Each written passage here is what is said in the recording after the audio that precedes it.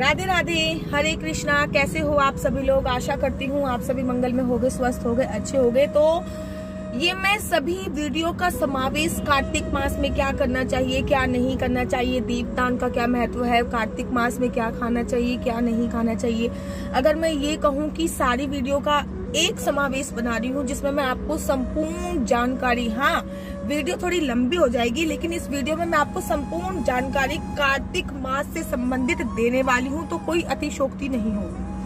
तो चलो अधिक देर ना करते हुए प्रारंभ कर देते हैं। सबसे पहले मैं आपको एक बात क्लियर कर दूं कि कार्तिक मास में करेला खाने की, कार्तिक मास में बैगन खाने की, कार्तिक मास में दालें खाने की, कार्तिक मास में ऐसी कोई भी सब्जी खाने की मनाही होती है जिसमें से बीज निकलते हो, ऐसा कोई भी फल खाने की मनाही होती है जिसमें से बीज निकलते हो। कार्तिक मास में ऐसी कोई भी चीज हमें नहीं खानी चाहिए जिसमें से बीज निकलते हो। तो कार्तिक मास में बेसिकली आप करेले, कार्तिक मास में बेसिकली आप बैगन, कार्तिक मास में दाल आप खा सकते हो लेकिन छिलके वाली दाल आपको खानी है। बिना छिलके वाली दाल खाने की कार्तिक मास में मनाही होती है।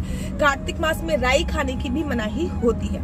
अब आगे चलते हैं कि कार्तिक मास में पुराणों में क्या क्या वर्णन किया गया है, दीपदान की क्या महिमा बताई गई है। महाभारत में तो ऐसा भी बोला गया है, कार्तिक की महिमा का उल्लेख करते हुए महाभारत में बोला गया है कि कार्तिक मास में महाभारत के अनुशासन पर्व अध्याय नंबर 106 में ऐसा वर्णन आया है कि जो व्यक्ति, जो जातक कार्तिक मास में एक समय भोजन करता है वो सर्वशक्तिमान होता है, वो सूरवीर होता है, उसकी भुजाएं कीर्तिवान होती हैं और उसका ओरा जो होता है वो बहुत ज्यादा क्लीन होता है, साफ होता है। ऐसा उसमें बताया गया है। महाभारत पर्व में ये भी बताया गया है कि कार्तिक मास में अन्न दान करने का अपना एक विशेष महत्व है। कार्तिक मास में अन्न को दान करना अर्थात कोई भी दुर्लभ से दुर्लभ आप पे संकट आए वो भी दूर हो जाता है अगर हम कार्तिक मास में अन्न का दान कर देते हैं। अब आप अन्न में आप गेहूं भी ले सकते हैं, आटा भी ले सकते हैं, आप चीनी, चावल, कुछ भी आप अन्न में। कार्तिक की महिमा का वर्णन करते हुए शिव महापुराण में ये आया है कि कार्तिक मास में गुड़ को दान करने वाले व्यक्ति को मधुर भोजन की प्राप्ति होती है। स्कंद पुराण में यहाँ तक भी, स्कंद पुराण के वैभव खंड में ये वर्णन आया है कि मासों में कार्तिक मास, देवताओं में विष्णु भगवान और तीर्थ में बद्रीनाथ धाम को श्रेष्ठ बताया गया है। स्कंद पुराण में यहाँ तक आया है कि कार्तिक के समान कोई मास नहीं है, सतयुग के समान कोई युग नहीं है, वेद के समान कोई भी शास्त्र नहीं है और गंगा के समान कोई भी तीर्थ नहीं। इसलिए मैंने आप सभी को कार्तिक मास प्रारंभ होते ही गंगा मैया के दर्शन कराए हैं। प्रथम दिन ही मैंने दीपदान किया है, आपने यूट्यूब परिवार के लिए भी दीपदान किया है क्योंकि आया है कि भगवान श्री कृष्ण जी को वनस्पतियों में तुलसी, पुण्य क्षेत्र में द्वारका, तिथि में एकादशी और मास में कार्तिक का महीना अत्यधिक प्रिय है।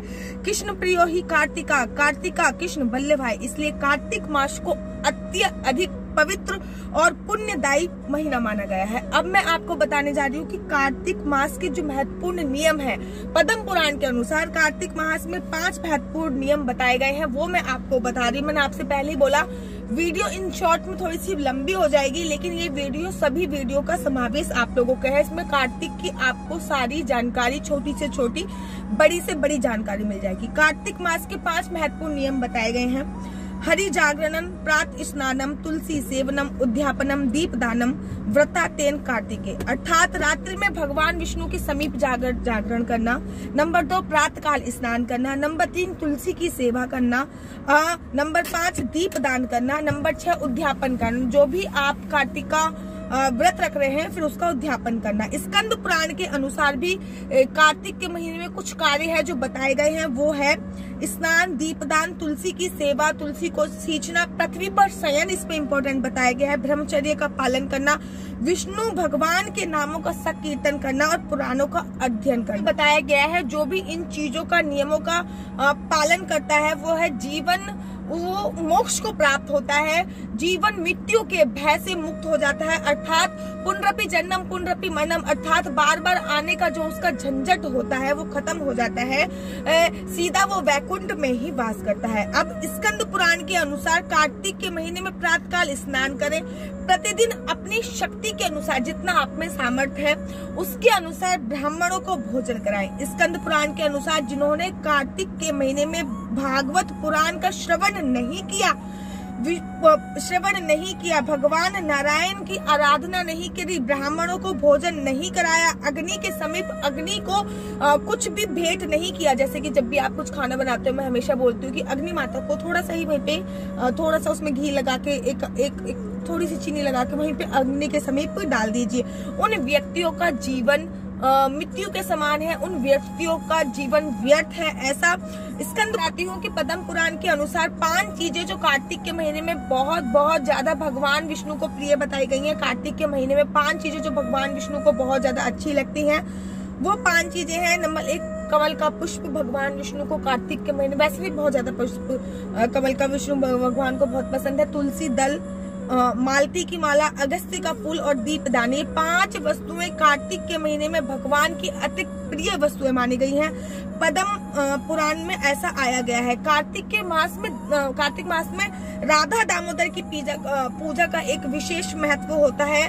और स्कंद पुराण में यहाँ तक वर्णन आया है कि कार्तिक के महीने में अगर आप भगवान को समर्पित करके तुलसी की माला स्वतः धारण करते हैं तो आपके सारे जो पाप होते हैं वो क्षीण हो जाते हैं। भगवान ने स्कंद पुराण में स्वतः बोला है कि कार्तिक के महीने में जो जातक तुलसी की माला मुझे समर्पित करता है प्रसाद के रूप में, उसके बाद वो माला वह स्वतः धारण कर लेता है, उसके मैं जन्मों जन्मांतरों के पाप हर लेता हूँ। पूरा डिटेल में बताया कि कार्तिक के महीने में आपको क्या करना है, क्या नहीं करना, किस प्रकार की पूजा करनी है, किस प्रकार की अर्चना करनी है। आशा करती हूँ आप लोगों को मेरी वीडियो पसंद आई होगी।